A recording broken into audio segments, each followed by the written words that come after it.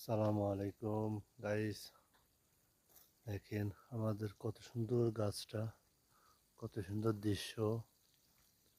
কার কাছে ভালো লাগে লাইক শেয়ার করেন, ফলো করেন।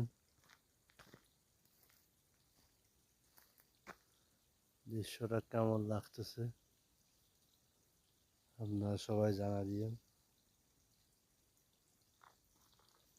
দৃশ্যটা অনেক সুন্দর না?